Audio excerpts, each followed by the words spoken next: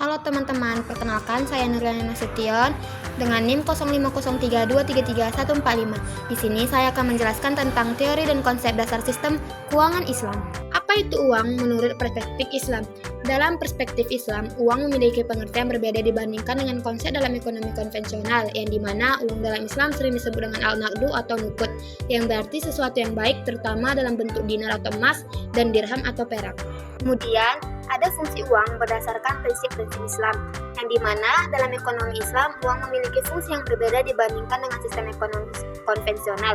Fungsi utamanya yaitu sebagai alat tukar dan satuan nilai, serta bertujuan untuk mempermudah transaksi dan menjaga keadilan dalam pertukaran barang.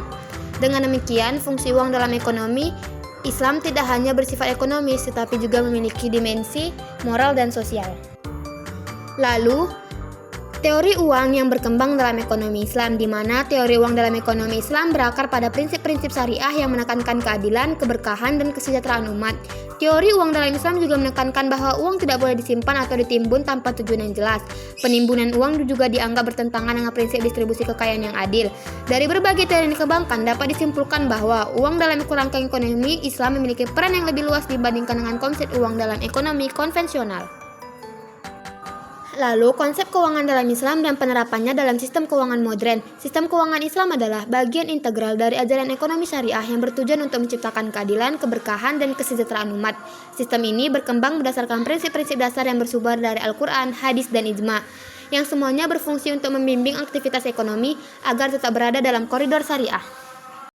Kemudian saya akan menjelaskan materi kedua, yaitu kerangka pendekatan ekonomi moneter Islam. Apa itu definisi kebijakan moneter Islam? Kebijakan moneter Islam adalah upaya untuk mengatur jumlah uang yang beredar dalam perekonomian guna mencapai tujuan-tujuan ekonomi yang sesuai dengan prinsip-prinsip syariah seperti keadilan, kesejahteraan, dan stabilitas ekonomi.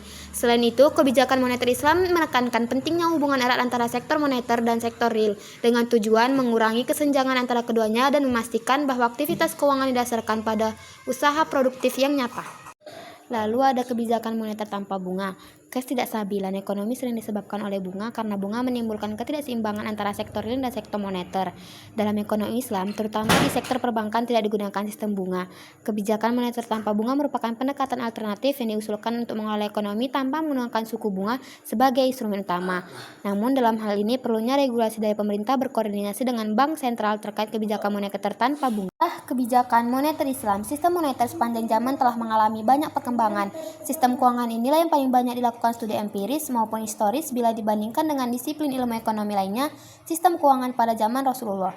Nilai tukar emas dan perak pada masa Rasulullah ini relatif stabil dengan nilai kurs dirham dinar 1:10. Namun demikian, stabilitas nilai kurs pernah mengalami gangguan karena adanya disequilibrium antara supply dan demand.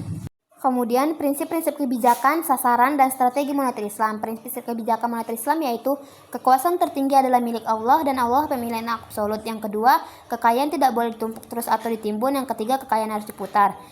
Lalu ada sasaran kebijakan moneter Islam yang bertujuan bagaimana mencapai stabilitas ekonomi makro seperti halnya stabilitas harga, pertumbuhan ekonomi, serta tersedianya lapangan kerja.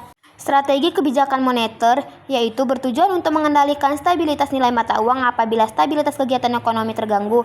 Maka salah satu kebijakan yang bisa digunakan adalah kebijakan moneter untuk memulihkannya dengan serangkaian tindakan stabilisasi. Kemudian ada kebijakan moneter pada masa Rasulullah. Yang pertama, penggunaan dinar dan dirham. Yang kedua, pengelolaan baitul mal. Yang ketiga, kebijakan fiskal yang terintegrasi. Fungsi, tujuan, dan instrumen kebijakan moneter Islam yaitu sebagai alat untuk mengatur sistem keuangan yang sesuai dengan prinsip-prinsip syariah. Fungsi utamanya adalah untuk menjaga stabilitas ekonomi, mempromosikan pertumbuhan ekonomi yang seimbang, dan menciptakan lapangan kerja. Tujuannya yaitu stabilitas harga, pertumbuhan ekonomi, keadilan sosial, dan stabilitas mata uang.